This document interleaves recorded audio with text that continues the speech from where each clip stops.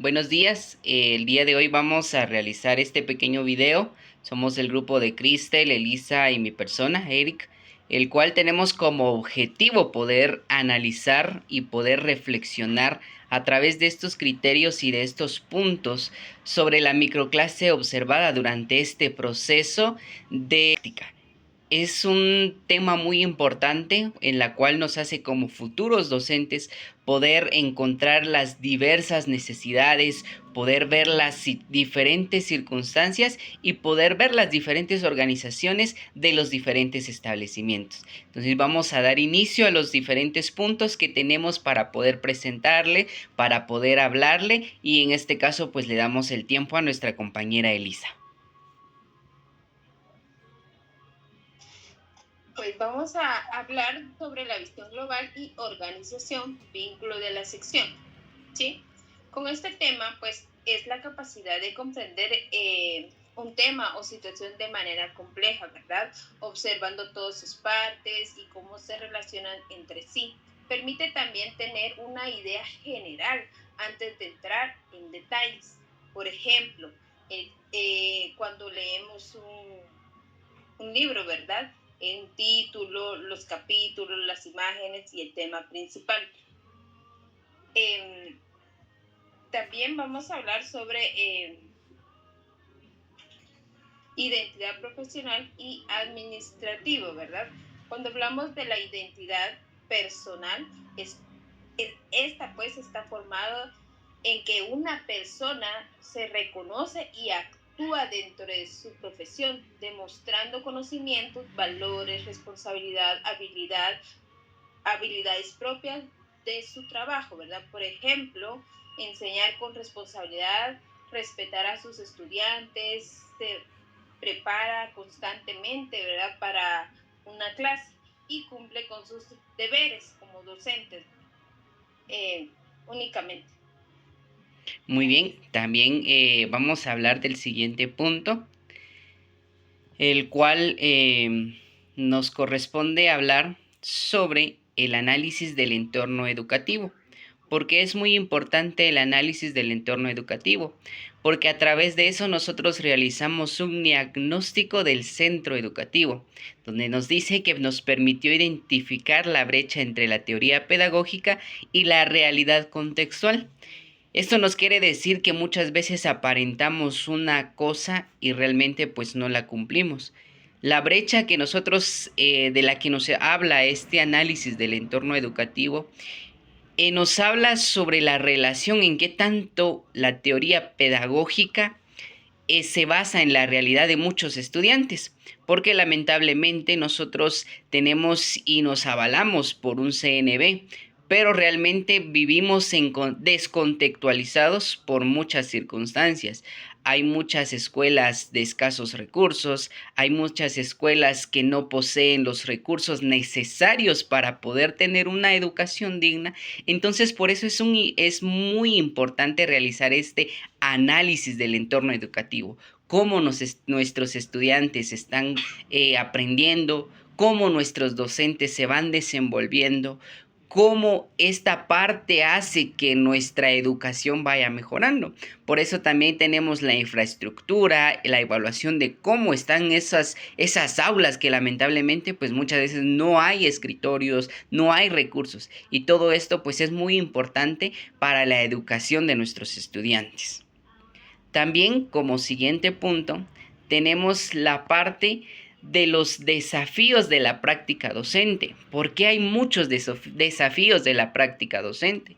Porque realmente en la ejecución de una microclase o en la ejecución de una clase es importante ir preparado, porque no sabemos las diferentes circunstancias en las que vive en la escuela o el centro educativo, que en este caso, pues en mi caso yo fui en un colegio en donde vimos los diferentes desafíos en base, o vi los diferentes desafíos en base a la parte en que no tienen ejecución de medios tecnológicos, y muchas veces estamos acostumbrados, o en este caso en su clase, pues siempre nos exhorta a utilizar plataformas digitales, pero hay muchos establecimientos, hay muchos colegios donde no poseen estos recursos.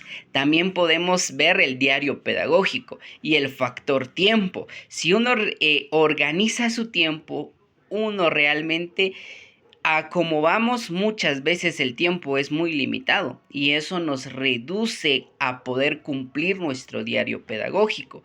¿Por qué? Por las diferentes circunstancias, porque los estudiantes pueden hacer que no entiendan, se les vuelva a explicar y muchas otras circunstancias. Y lo más importante es hacer que el estudiante entienda, el estudiante aprenda para poder seguir continuando con las diferentes clases, los diferentes cursos, las diferentes lecciones que los estudiantes deben de analizar, aprender y poder hacer. También tenemos como siguiente punto, tenemos la eficacia de la evaluación. También es muy importante cómo evaluar a los estudiantes, saber cómo hacerlo, desde qué punto hacerlo, qué herramientas utilizamos, qué herramientas o qué actividades realizamos para poder evaluar a nuestros estudiantes.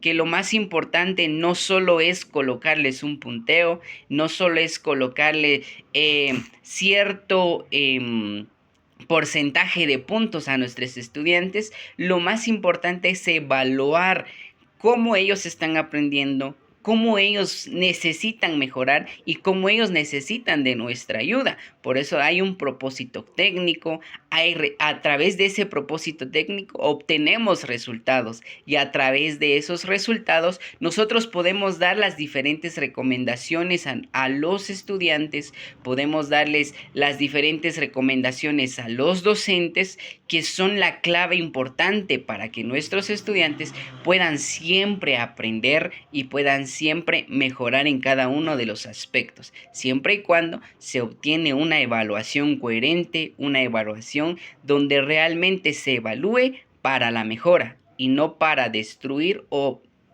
muchas veces en este caso poder sistematizar a nuestros estudiantes. Y eso sería todo por mi parte y continuamos con nuestra compañera Cristel.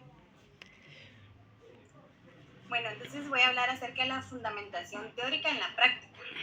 Cuando nosotros realizamos una aplicación curricular, necesitamos seguir ciertos lineamientos. Estos lineamientos se deben de basar en el CNB, que es el Currículo Nacional Base, y tiene indicadores de logro. Entonces tenemos que llevar una línea, una secuencia de cómo nosotros poder asegurar que las actividades sean de aprendizaje, pero también que cumplan con las competencias que nosotros queremos en nuestros estudiantes y que estén establecidas en ciertos grados. En cada grado va a tener su competencia. Entonces, la teoría a veces arrebasa la realidad, ¿verdad? Cuando nosotros tenemos ese contraste de los contenidos, a veces vemos que hay alumnos que tienen capacidades diferentes, pero que todos deben de llegar a una realidad según la teoría, pero siempre con una mediación pedagógica, pero que sea creativo para que el estudiante no se aburra. También tenemos que tener conocimiento, que tenemos que tener el enfoque en el desarrollo de nuestros estudiantes, pero también en el área de comunicación. ¿Por qué? Porque el estudiante debe de aprender a comunicarse bien, a escuchar bien, a leer bien, a escribir significativamente en su entorno. Entonces también tenemos que entender que la comunicación es importante para lograr ese desarrollo de la competencia. También el perfil del estudiante es muy importante, porque eso nos va a asegurar que él tenga ciertas habilidades que necesita para poder desenvolverse en el grado establecido en el que está cursando. Y entonces el estudiante también tiene que tener habilidades ciudadanas, habilidades cognitivas, porque eso ayuda a su formación, para que un niño esté bien formado y que se base en asegurar cada lección. Vamos a hablar acerca de el crecimiento personal En mi caso, este crecimiento me ha ayudado a entender cada parte de la educación, cómo planificar, cómo hacer un indicador de logro. Me ha llegado a entender cómo crecer personalmente y también a mis compañeros, porque también es un proceso que mediante cual cada uno de nosotros como integrantes desarrolló sus habilidades. Cada compañero dio sus conocimientos, cada compañero dio sus valores y sus actitudes y aportaron de una manera positiva al bienestar del aprendizaje de nuestro grupo. Entonces esa experiencia de aprendizaje fortaleció este trabajo que hicimos colectivamente, porque nos permitió dar ideas, resolver ejercicios, que voy a poner esto, que voy a poner aquello, cuando hicimos nuestra microclase. Entonces todo ese trabajo en equipo que hicimos enriqueció el conocimiento en común. Cada uno se llevó una experiencia bonita y un conocimiento más amplio de lo que estábamos realizando. Y por último, ¿verdad? Vamos a hablar acerca de el valor de la evidencia visual. Cada vez que nosotros realizamos una actividad o hacemos una hoja de trabajo, debemos de tener evidencia, pero también la importancia de mostrar a nuestros estudiantes imágenes, fotografías, videos, materiales visuales para que sean más entendibles los temas. En el caso de matemática es mucho más accesible ver el contraste en 3D para que ellos puedan ir analizando,